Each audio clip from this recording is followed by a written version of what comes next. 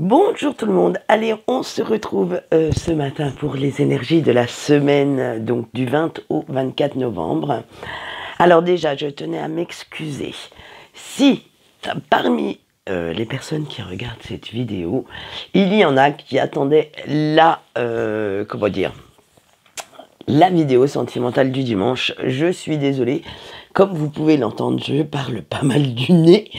Donc ma grippe ne m'a pas laissé tranquille un seul instant pendant le week-end, plus le boulot, plus tout ça, et bien voilà, je n'ai pas eu trop le temps d'en faire une, ni d'y réfléchir, je sais, donc je préfère essayer d'avoir les idées claires pour le tirage de la semaine, plutôt que pour un petit tirage sentimental. N'oubliez pas que dans le tirage de la semaine, il y a quand même du sentimental. Alors, cette semaine, je suis partie pour détourner les oracles sentimentaux. On va voir que même s'ils ont une fonction sentimentale, si c'est leur but ultime, eh bien on peut quand même s'en servir assez facilement pour faire des énergies hebdomadaires ou quotidiennes. Alors, pour les énergies générales, j'ai pris l'oracle des cœurs vaillants. Pour le sentimental, bien entendu, là j'ai aussi pris un autre sentimental, mais l'oracle I Love You.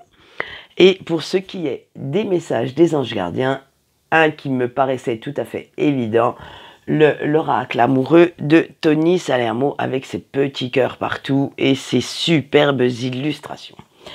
Eh bien on est parti, allez hop, sans tarder, le cœur bouclier, le cœur de plume, le cœur de coton, le cœur de lumière et le cœur océan.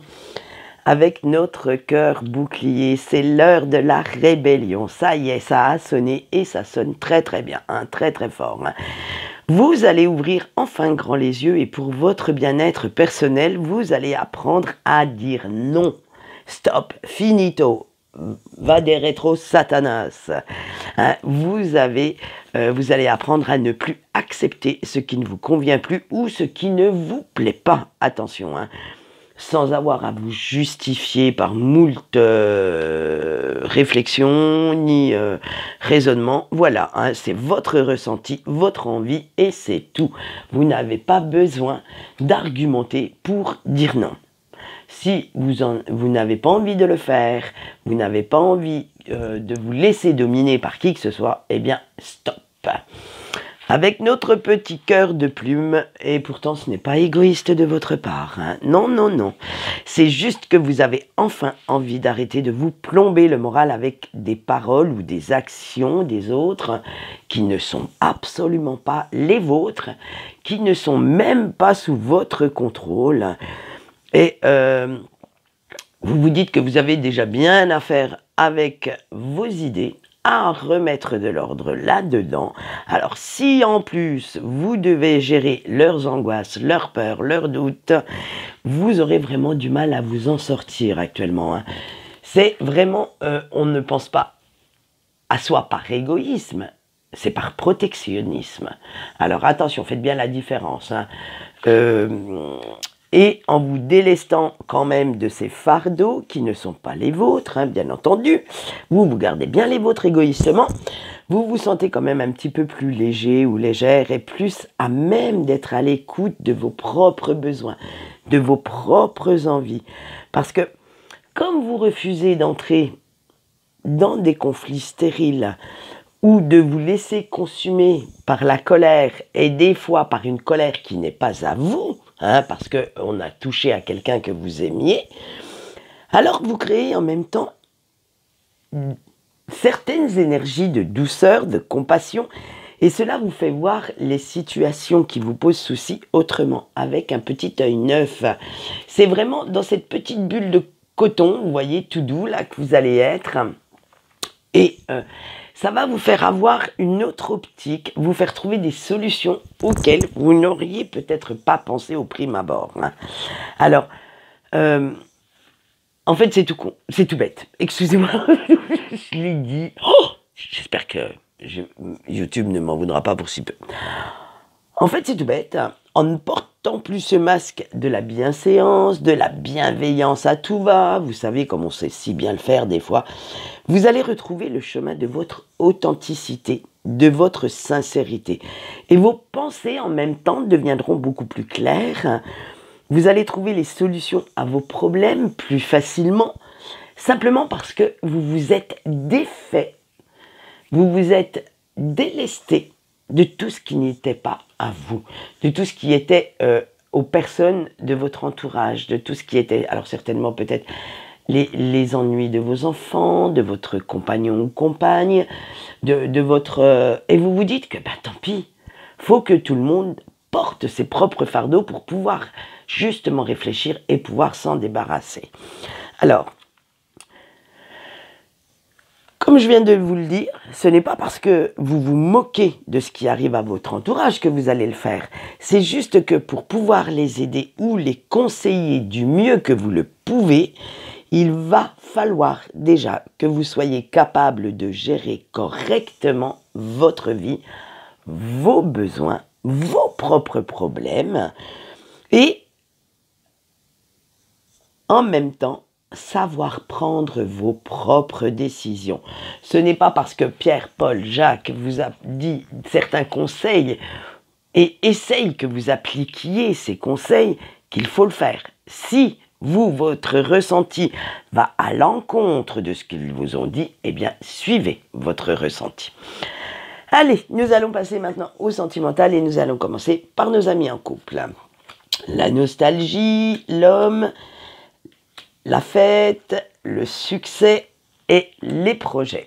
Allez, on y va. Alors, vous, cher couple, pour retrouver un petit peu de calme et d'harmonie au milieu de cette grande tempête, eh bien, vous allez faire un bond dans le passé et vous allez vous souvenir un petit peu de certains moments heureux du début de votre relation.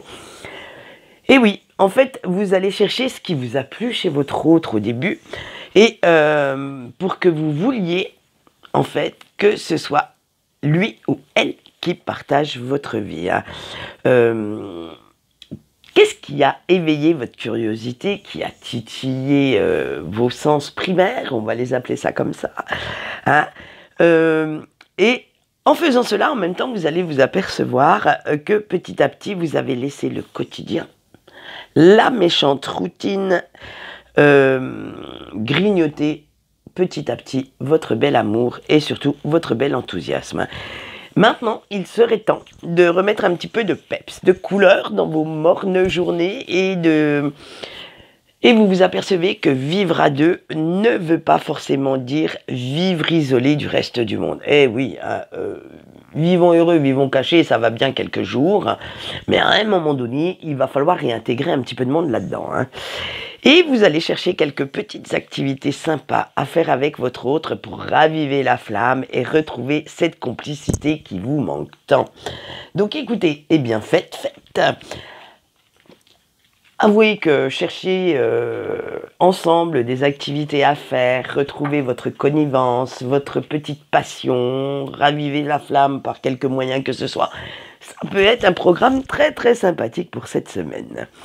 Allez, on continue avec nos célibataires. L'instabilité, le détachement, les rencontres via les réseaux sociaux ou Internet & Co, les âmes sœurs et le désaccord.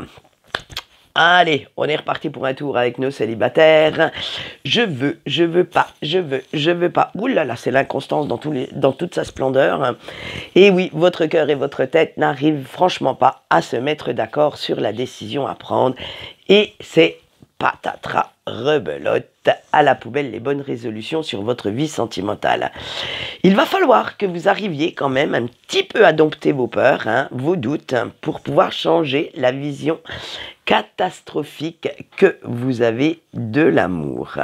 Alors, petit point positif, comme vous avez pris goût aux discussions, aux échanges, quels qu'ils soient, je ne veux pas savoir les détails, parce que je pense qu'on pourrait être surpris par certains, via les nouvelles technologies, et que vous vous dites qu'en fait, ces petites discussions sont fort sympathiques et ne vous engagent strictement à rien, eh bien, vous allez continuer, vous allez même essayer de trouver une personne assez intéressante qui titillerait votre intérêt sur ces fameux réseaux et sur ces fameux sites de rencontres.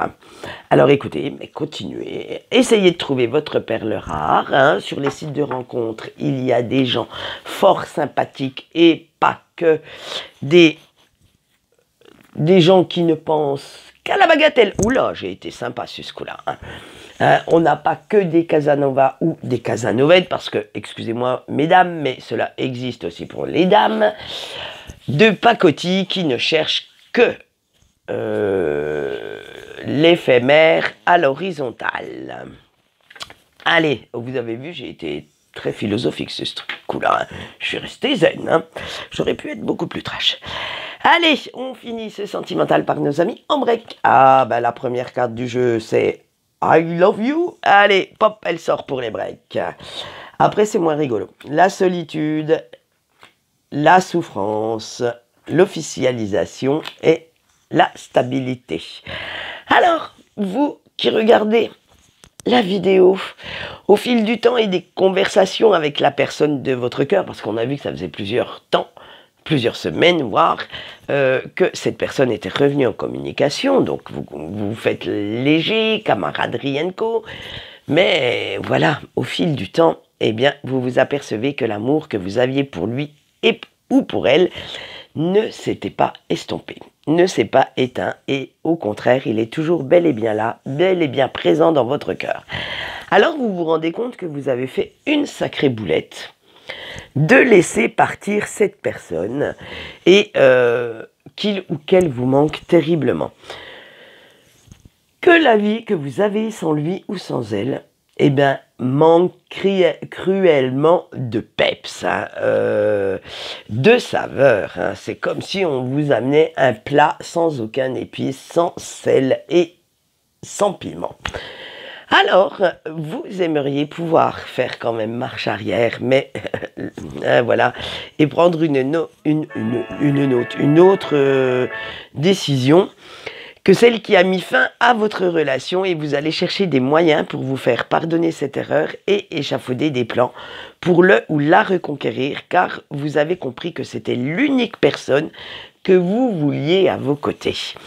Alors, on verra la semaine prochaine où vous en serez dans ce plan de reconquête, si tout s'est bien passé et si cette personne a accepté de vous pardonner, a accepté vos excuses. Et enfin, si cette personne souhaite vraiment se laisser reconquérir. Là, this is a question. Waouh, vous avez vu, j'ai sorti la classe. Allez, on voit tout de suite le message de votre ange gardien et nous avons 6 cartes. Et oui, ils ont voulu papoter ce matin. Je vous laisse les 6 cartes. Choix numéro 1. La passion est un sentiment qui ne se contrôle pas. Ah ben, je vous avais dit que j'avais pris des trucs amoureux quand même. Hein. Allez, le choix 2. Te montrer patient ou patiente peut éviter bien des erreurs. Le choix 3. Garde confiance en l'amour. Le choix 4, laisse ton intuition te guider sur le bon chemin. Le choix 5, pour trouver la solution à tes problèmes, ne reste pas englué dans de mauvaises énergies. Et le choix 6, prendre le temps de faire les choses correctement. Eh bien, écoutez, c'est vrai que les messages de vos anges gardiens pour cette semaine sont un petit peu sur le style amoureux. Je veux bien le reconnaître, mais en même temps, c'est un jeu qui s'y prêtait. Hein, donc, de temps en temps, s'adresser directement à votre petit cœur ne vous ferait pas de mal. Allez, en attendant, je vous laisse. Je vous fais de gros bisous et on se retrouve bien sûr pour ceux qui veulent voir la suite des détournements des jeux sentimentaux sur Facebook tous les matins. Sinon, nous, on se retrouvera vendredi pour la suite des événements. Allez, bye bye!